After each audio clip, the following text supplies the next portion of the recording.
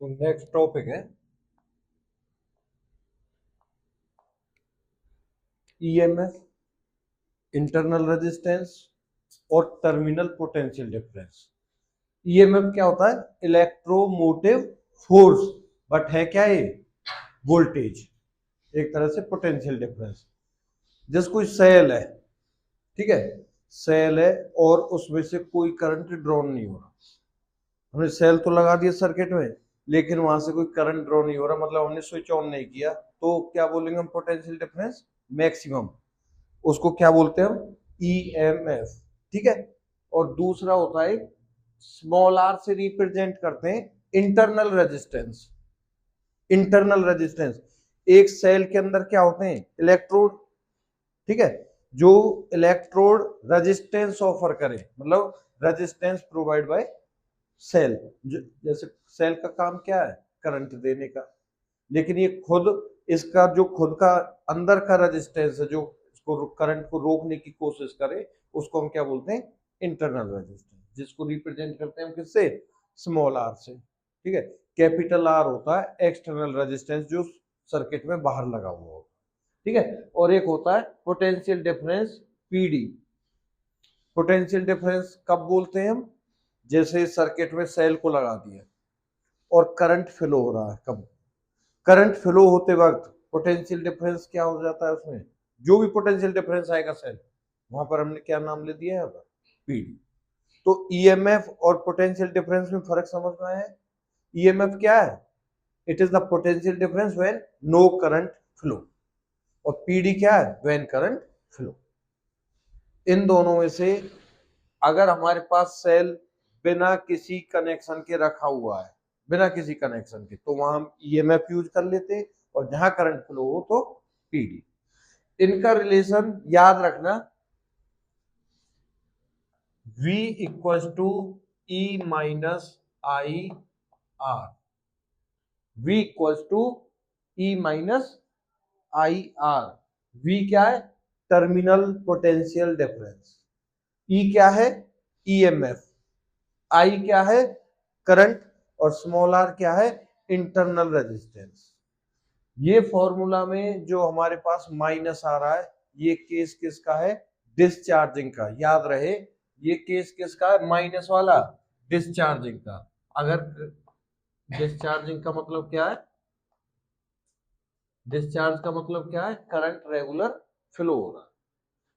और अगर चार्जिंग का केस आए तो V equal to E plus I R. ये किसका केस है? चार्जिंग का।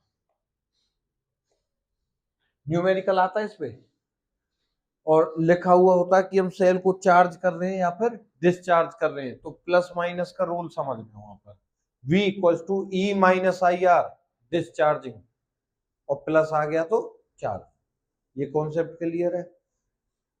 ग्राफ में तो मैं बताऊंगा इनके V और I के ग्राफ कैसे कैसे बनेंगे। माइनस वाला स्लोप डाउन जाएगा, जिसके बेस पर न्यूमेरिकल आते हैं।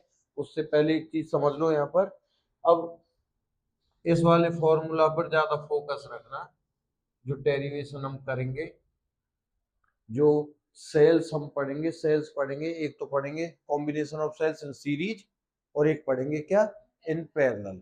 जिसमें से पैरेलल वाला ज्यादा इंपॉर्टेंट है, सीरीज वाला बेसिक चीज है और आना चाहिए। देखो, अगर मैं यहां लिख रहा हूं सेल्स इन सीरीज, एक सेल ये जिसका ईएमएफ है E1 और इंटरनल रेजिस्टेंस है सेल का R1। एक सेल है जिसका ईएमएफ है E1 और इंटरनल रेजिस्टेंस है R1, और इसके सीरीज में दूसरा सेल जुड़ा हुआ है जिसका ईएमएफ है E2 और इंटरनल रेजिस्टेंस है R। Positive negative, positive negative, positive से करंट आउट। अगर सीरीज का केस है तो करंट क्या रहता है? सेम।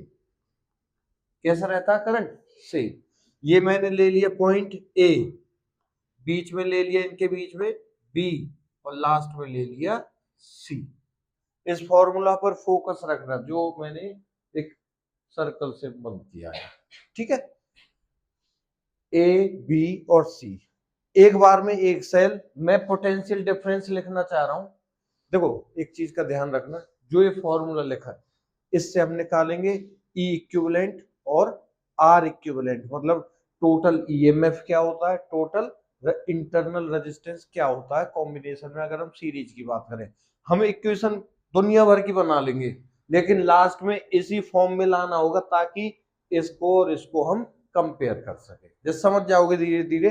अब मैं यहां लिखना चाहूं potential difference V A B, मतलब ए और बी के बीच में पीडी क्या होगा, इसको अलग करोगे। मैंने बी और सी ये कुछ नहीं लिया, सिर्फ ए और बी के लिए लिया। तो हाई पोटेंशियल इसको लिखते कैसे हैं, हाई पोटेंशियल कौन सा है, पॉजिटिव वाला, minus V B, V A B का मतलब क्या है, V A minus V B, which is equal to, इसकी जगह क्या लिखूं यहां पर, ई की जगह क्या लिखा जाएगा फर्स्ट के लिए, E1 माइनस आई की जगह, आई कांस्टेंट मतलब सेम फ्लो हो रहा तो आई, और आर की जगह, वेरी गुड, IR1। आगे समझ में, ऐसे ही मुझे बताओ जल्दी से, वी बी सी क्या होगा, बी से सी, बी से सी। अब ये मतलब इससे हटकर हम चले गए अब यहां पर, तो इसको हम क्या लिख सकते हैं, high potential V B minus, very good, equals to E2 minus I, very good. दो इक्वेशन आ गई समझ में, इस इक्वेशन से हमने ये दोनों बना ली, ठीक है। अब मैं लिख रहा हूं, सुनना ध्यान से, वी ए से सी डायरेक्ट, वी ए सी, तो इसको हम क्या लिख सकते हैं, वी ए माइनस वी सी। अब ए तो है इस पॉइंट पर, सी है उस पॉइंट पर, इनका आपस में मेल बनाने के लिए हमने बीच में क्या लिया था, बी। तो हम बी को कैसे रिलेट कर देंगे इसमें, अगर मैं इस इक्वेशन में लिख दूं वी बी को ऐड करना चाहूं, तो मैंने वी ए को तो एज इट इज लिखा है यहीं, और लास्ट में माइनस में वी सी है उसको मैंने यहां लिख दिया माइनस वी सी, ये वाला, ये वी ए माइनस वी सी। तो यहां पर मैंने लिख दिया माइनस वी बी और एक प्लस वी बी, कोई फर्क पड़ा, वी बी को ही माइनस कर दिया, वी बी को ही प्लस कर दिया, कोई फर्क नहीं पड़ा। लेकिन हमारा काम आसान हो गया, एक इक्वेशन ये बन गई, एक इक्वेशन ये बन गई। तो V A minus V B का फॉर्मूला आ रहा है समझ में। तो यहां से हमने क्या लिया, V A C equals to, V A minus V B को हम क्या लिख सकते हैं, E1 माइनस IR1, प्लस का साइन है बीच में, E2 minus IR2। Okay, V A C equals to E1 और E2, ये दोनों प्लस का है तो हमने लिख लिया इसको E1 प्लस E2, बीच में साइन क्या है, ये minus, I as it is R1 plus R2। अगर माइनस कॉमन ले लिया हमने तो ये साइन क्या हो जाएगा, प्लस का हो जाएगा, ठीक है। तो ये लिख लिया हमने V A C which is equal to E equivalent, ध्यान देना, अब minus I as it is R equivalent. मैंने अभी थोड़ी देर पहले ये कहा था कि कुछ भी आए सॉल्व करके हमें लास्ट में इस फॉर्म में लिखना होता है कंपेयर करने के लिए। तो v equal to E minus I R, वही बन रहा है। तो यहां पर क्या बन रहा है, ई इक्विवेलेंट को हम कंपेयर करें इसके साथ, तो ई इक्विवेलेंट का फॉर्मूला क्या बन के आया, E1 प्लस E2। ऐसे I को छोड़ दो तो R इक्विवेलेंट फॉर्मूला क्या बन के आया, R1 प्लस R2।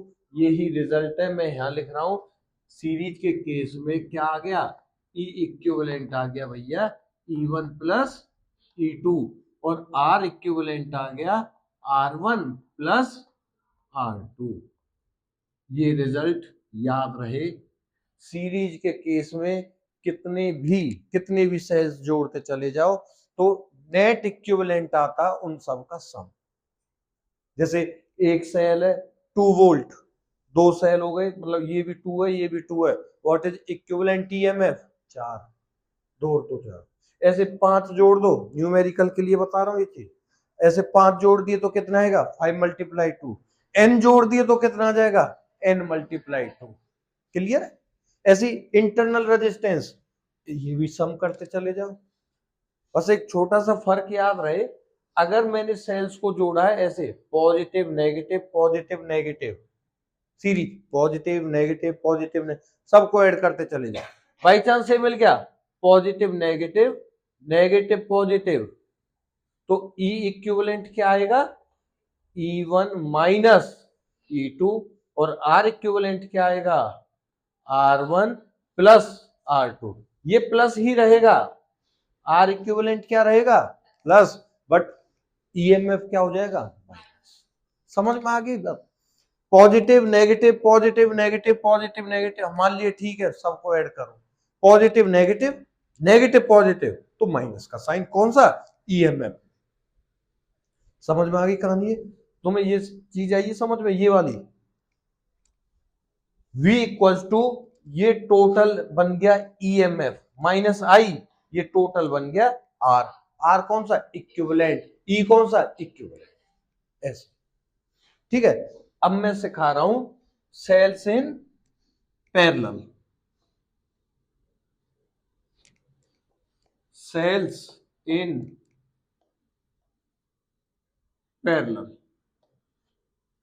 पैरेलल का केस कैसा रहेगा, अब सुनते जाना ध्यान से। एक सेल पॉजिटिव नेगेटिव, EMF कितना E1, इंटरनल रेजिस्टेंस कितना R1।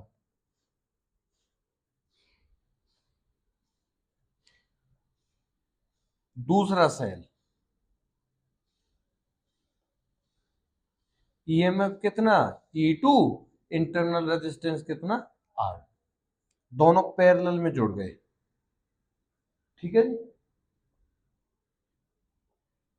यहां से करंट फ्लो हो रहा है I करंट के पास एक जंक्शन पे पहुंचने के बाद कितने रास्ते हैं, 2 रास्ते। तो हमने मान लिया जो 1 वाला है वहां से करंट फ्लो कर रहा है भाई I1, और यहां से करंट फ्लो कर रहा है I2। याद रहे सीरीज के केस में करंट सेम होता है और पैरेलल के केस में वोल्टेज सेम होती है। तो यहाँ करंट कितना पहुंचा I गया I1 और I2 में बटा, और यहाँ दोबारा से क्लियर है यहाँ तक। अब ऐसी ही इक्वेशन बनानी है, आप लोग बोलो ऐसी इक्वेशन बनानी है जिसके लिए मैं हिंट दे रहा हूं, वोल्टेज V की वैल्यू क्या रहेगी सेम। तो ऐसी इक्वेशन पहले सेल के लिए बताओ क्या बनेगी, V इक्वल्स टू E की जगह क्या लिख दूं E1, very good, minus I की जगह I1 और R की जगह R1, शाबाश। V equals to E1 minus I1 R1। समझ में आ गया होगा, V क्या है सेम, E1 I1 R1 सब अलग अलग है। तो यहां से I1 की वैल्यू क्या आएगी, चलो यही बताओ I1 की वैल्यू क्या आएगी यहां से। भाई देखो ये I1 R1 क्या है माइनस का, इसको मैं अगर यहां लेकर जाऊंगा तो ये कैसा हो जाएगा प्लस का, और V कैसा है प्लस, और इसको यहां लेकर आऊंगा तो माइनस। तो E1 माइनस V तो ऊपर आ ही जाएगा, यस और नो, E1 माइनस V। और यहां चला गया था I1 R1, और I1 को मैंने एज इट इज लिख दिया, तो R1 कहां जाएगा, वेरी गुड, इक्वेशन आ गई समझ में। सेम दूसरे सेल के लिए बताओ, पोटेंशियल डिफरेंस सेम है, टर्मिनल पोटेंशियल डिफरेंस मैंने ले लिया V equals to E2 minus I2 R2, very good. तो यहां से I2 की वैल्यू क्या आ गई E2 माइनस V अपॉन, समझ में आ गई होगी। ये है I2, ये है I1। अगर टोटल करंट आ रहा था I और 2 रास्तों में टूट गया, जैसे 10 एम्पियर आ रहा है, अगर 4 एम्पियर यहां गया तो 6 एम्पियर ये गया। लेकिन हम इस इक्वेशन को कैसे लिख सकते हैं, I equals to I1 plus I2, yes और नो। भाई एक ही करंट 2 में टूट गया, दोनों का सम टोटल है भाई I1 प्लस I2। तो I इक्वल्स टू I1 की वैल्यू रखनी है, I1 की वैल्यू ये रहा E1, मैं डायरेक्ट वैसे लिख लू E1 upon R1, minus V upon R one, अलग अलग, ठीक है, E1/R1 minus V upon R1, और बीच में साइन किसका है, प्लस का, क्या आएगा E2/R2 minus V upon R. Current I1 और I2 की वैल्यू आ गई ये वाली। तो यहां से मैं लिख रहा हूं इसे, ध्यान देना, I इक्वल्स टू E1/R1, है ना, और यहां से उठा रहा हूं इसको प्लस E2/R2। अब बचे ये दो टर्म, मैंने लिया माइनस का v, v ऊपर आ रहा है, v ऊपर आ रहा है, v को कॉमन ले सकते हैं, ब्रैकेट में क्या बचेगा 1/R1 प्लस 1/, ये इक्वेशन आई समझ में नहीं आई? देखो ध्यान देना जो मैं बताना चाह रहा हूं, यहां क्या है I इक्वल्स टू, मुझे लेके किस फॉर्म में आना है, v इक्वल्स टू, चेंज करेंगे इसमें हम। अब अगली इक्वेशन समझना, यहां लिख रहा हूं मैं I इक्वल्स टू R1 और R2, ये एलसीएम लेकर R1 R2 आ जाएगा, इन दोनों के लिए कर रहा हूं बस मैं, R1 R2 एलसीएम। तो यहां क्या इक्वेशन बनेगी, E1/R2 प्लस E2/R1। एक सेकंड के लिए रोकूंगा, यहाँ डायरेक्ट न्यूमेरिकल आता है इस पे, जैसे मैं बताऊंगा ई इक्विवेलेंट जैसे निकल के आएगा, तरीका बता दूंगा उसका। ये दो इक्वेशन हमने ये ऐसे सॉल्व कर ली, और ये क्या बचेगी माइनस का v, अच्छा जी इसका एलसीएम क्या आएगा R1 R2, तो यहाँ क्या आ जाएगा R1 प्लस R। अब काम करना थोड़ा सा दिमाग लगाकर, थोड़ा सा दिमाग लगाकर एक काम करना भैया, कि इस इक्वेशन को इस फॉर्म में लेके आना है।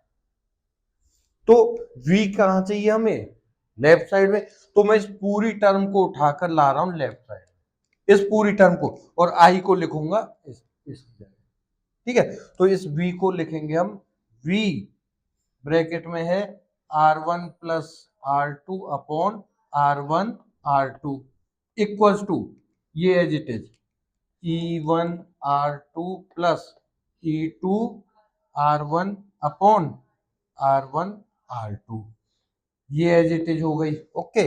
और ये I को जब यहां लेके जाएंगे तो ये क्या बच जाएगा माइनस का, भाई ये यहाँ पॉजिटिव है तो यहाँ आकर क्या हो जाएगा नेगेटिव हो जाएगा। तो मैं आ रहा है समझ में, लेफ्ट साइड में यहाँ है बहुत बड़ा ड्रामा, v के साथ साथ क्या है R1 प्लस, इसको भी तो हटाना है यहाँ से, इसको कैसे हटा सकते हैं, ये मल्टीप्लाई में इसके, अगर इसको राइट साइड में भेजेंगे तो ये ऊपर चला जाएगा, ये नीचे आ जाएगा, और दोनों के साथ हम अलग अलग लिख देते हैं। देखना समझना, मैंने लेफ्ट में छोड़ा सिर्फ v को, लेफ्ट में छोड़ा सिर्फ v को, और यहाँ क्या बच रहा है E1/R2 ये, और अपॉन में R1/R2। अगर इसको इसके साथ मल्टीप्लाई करके लिखेंगे तो ये चली जाएगी इसके साथ ऊपर, और ये आ जाएगी नीचे। समझ में आ रही बात, नहीं आ रही, R1/R2 से R1/R2 कैंसिल आउट, एक स्टेप बढ़ाकर लिखूं या समझ में आ गया है? जैसे मैं यहां लिखना चाह रहा हूं E1/R2 plus E2/R1 upon R1/R2, ये वाली multiply R1/R2 upon R1 plus R2, आई के साथ भी ऐसा ही आएगा, मैं लिख दे रहा हूं, चलो इधर माइनस का आई, ब्रैकेट में क्या बचेगा R1/R2 upon R1 plus R2।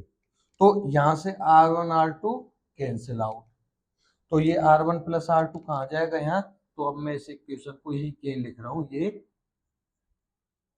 R1 plus R, ठीक है। अब एक बार देखना इस इक्वेशन की सी शक्ल बन रही है इसकी या नहीं, V V E totally I I और R R बन गई यही शक्ल। तो हम इसको कंपेयर कर सकते हैं किससे, V equals to E equivalent minus I R equivalent. तो यहां से ई इक्विवेलेंट क्या निकल के आया, ई इक्विवेलेंट क्या निकल के आया, ये E1/R2 plus E2/R1 upon R1 plus, एक तो हो गया ये सॉल्व, यहां न्यूमेरिकल बनता है। तो मैं दो ईएमएफ और दो इंटरनल रेजिस्टेंस दे दिए जाएं और पैरेलल में जोड़ दिए जाए तो ई इक्विवेलेंट निकाल के दिखाओ। देखो सीरीज का बड़ा आसान है, प्लस करके खत्म करो। पैरेलल के केस में E1R2 plus E2R1 upon R1 plus R2 ये करना होगा। ठीक है जी। ऐसी आर इक्विवेलेंट बताओ, आर इक्विवेलेंट क्या निकल के आया है? R1 R2 upon R1 plus R2 are equivalent ये निकल के आया। डायरेक्ट देखे जाए तो 1 upon R equals to 1 upon R1 plus 1 upon R2 parallel वाला केस, ये पैरेलल वाला केस है। और आर इक्विवेलेंट में ध्यान रखना R1 R2 अपॉन R1। तो याद रखने का तरीका क्या? R1 प्लस R2 दोनों में नीचे आ रहा है, ऊपर ईएमएफ वाले में E1R2 प्लस E2R1 और यहां सिर्फ R1R2। ऐसे याद रखना। अगर मैं इससे इसको डिवाइड करूं, ई इक्विवेलेंट अपॉन आर इक्विवेलेंट निकाल के दिखाओ तो क्या आएगा? R1 प्लस R2 से ये कैंसिल हो जाएगा, डायरेक्ट आ जाएगा। ई इक्विवेलेंट अपॉन आर इक्विवेलेंट क्या आएगा? ई इक्विवेलेंट की पूरी टर्म ऐसे ये लिख दी, क्या लिख दी? E1R2 plus E2R1 upon R1 plus R2। ये तो है ई इक्विवेलेंट, अपॉन आर इक्विवेलेंट लिखो R1R2 अपॉन R1 प्लस, तो इससे ये कट जाएगा, ये यहीं आ जाएगा। तो ई इक्विवेलेंट अपॉन आर इक्विवेलेंट क्या आ गया? E1R2 प्लस E2R1 अपॉन, देखो ई इक्विवेलेंट में अपॉन मारा R1 प्लस R2 और अपॉन करके आ रहा सिर्फ R1 R2। क्लियर है? क्लियर है? अगर सीरीज में एन ईएमएफ के सेल्स को जोड़ दिया जाए, ईएमएफ ई के सेल्स को, तो नेट रिजल्टेंट क्या रहता है? N E, internal resistance N R. तुम्हें क्लियर है? ठीक है। सीरीज के केस में जैसे एक सेल, दो सेल, तीन, अप टू एन सेल्स, तो इसका इक्विवेलेंट ईएमएफ क्या होगा? N E. इक्विवेलेंट आर, ये इंटरनल रेजिस्टेंस क्या होगा? N R. अगर इस और इसको जोड़ दिया जाए एक लोड रेजिस्टेंस आर से, एक्सटर्नल रेजिस्टेंस आर से जोड़ दिया जाए ऐसे, तो बताओ करंट कितना फ्लो होगा? तो इसके केस में करंट कितना फ्लो होगा? करंट का फॉर्मूला क्या होता है ओम्स लॉ से? V equal to I R, I equal to V upon R. तो V कितना है यहाँ पर? एन ई, और R कितना हो गया? N R plus capital R. Numerical के लिए ये फॉर्मूला। भाई इन सब का तो हो गया एन आर, प्लस में एक और रेजिस्टेंस है कैपिटल आर का, वो जोड़ दो सीरीज में। ऐसे याद रखना, अगर एम एम ये तो ले लिया हमने, एन एम सेल्स पैरेलल में जोड़ जाए तो याद रखना, इस इधर से फॉर्मूला बता रहा हूं, क्या आ जाएगा? I equal to M E upon small R एक आएगा, प्लस में एम के साथ कैपिटल आर आ जाएगा। फर्क देखो, फर्क देखो इसमें बस। पैरेलल का केस अगर आ जाए, पैरेलल का केस अगर आ जाए, जैसे ये है, ये 1 2 3 4 सारे सारे आइडेंटिकल सेल्स है, आइडेंटिकल सेल्स, ठीक है, पैरेलल में आ गए, तो उसमें से करंट कितना फ्लो होगा? करंट कितना फ्लो होगा? M E upon small R as it is plus M capital R. M तो सीरीज में, एम पैरेलल में, ऐसा कॉम्बिनेशन आ जाए, ये सीरीज में चलते जा रहे हैं और इतने ही पैरेलल में आ जाए, इतने पैरेलल में आ जाए, एन इधर एम इधर, तो उसके केस में क्या होगा? करंट एक एन ऐड कर देना, एन ऐड कर देना, खत्म। N M E upon N R plus M R. ठीक है, सेल्स समझ में आ गए, सीरीज और पैरेलल का केस।